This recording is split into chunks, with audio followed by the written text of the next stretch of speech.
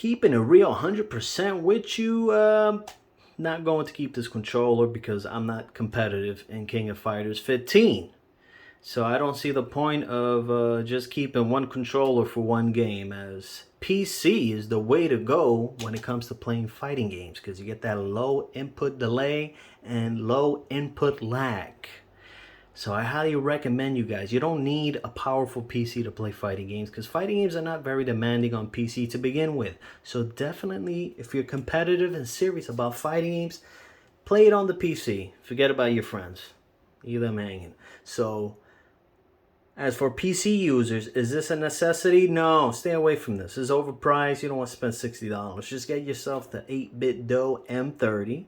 I think that's a pretty good little fight pad. And the D-pad is actually slightly bigger than this. A lot of people were complaining how the D-pad was actually small. This is smaller than that. You also have the Sega Genesis Retro-Bit controller, which I feel like it's a great fighting game controller for PC.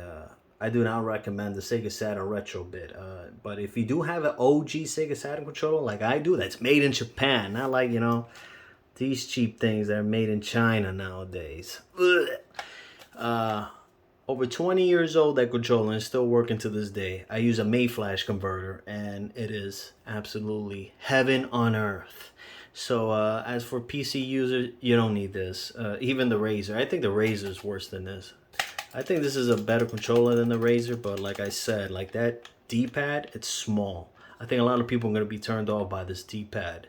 If you have some big hands, some big ass thumbs, I don't think this D-pad is for you. It's actually quite similar to the Mad Catz fighting game controller that came out on the PS4 with the the Street Fighter 5 designs on it.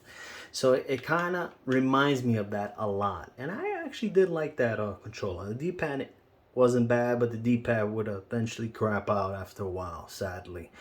As I've read the Xbox version of this, these controllers crap out like nothing. So I'm not too sure about the longevity for the PS5. So I know I'm going to get questions for that.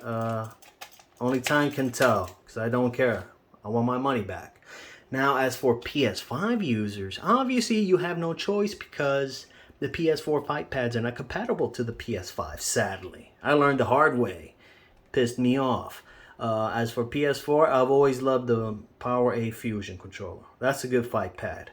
I like that over the Hori and the Mad Catz. Now, as for PS5, you got the Razer in this. I like this better than the Razer. Now, for charge characters, I don't think this controller is great for charge characters. I think it's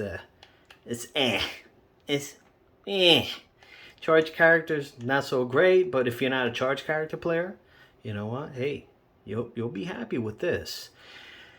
Now, lastly, this is the biggest pain in the ass.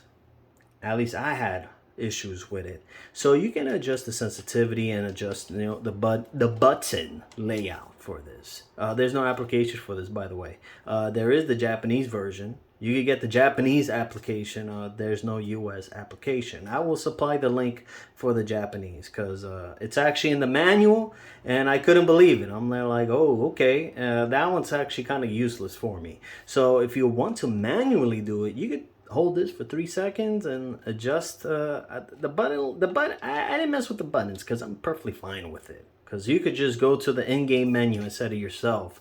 You don't need, that's just complication. That's even more complication. I don't know why you want to complicate yourself with that. But the sensitivity, I wanted to play around with it, which I did. You got to hold 3 seconds. Make sure you hold a little over 3 seconds. Now you adjust the sensitivity using analog. And it should blink once.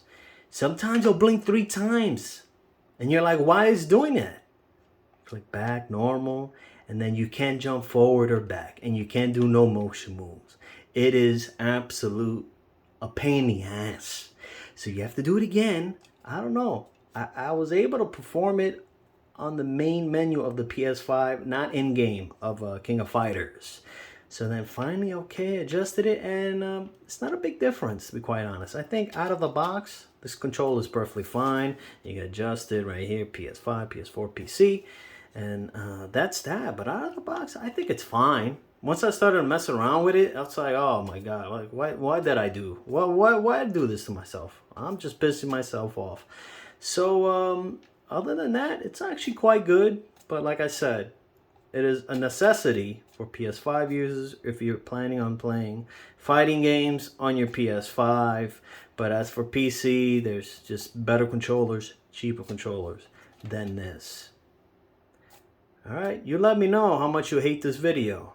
Thanks a lot and have a great day.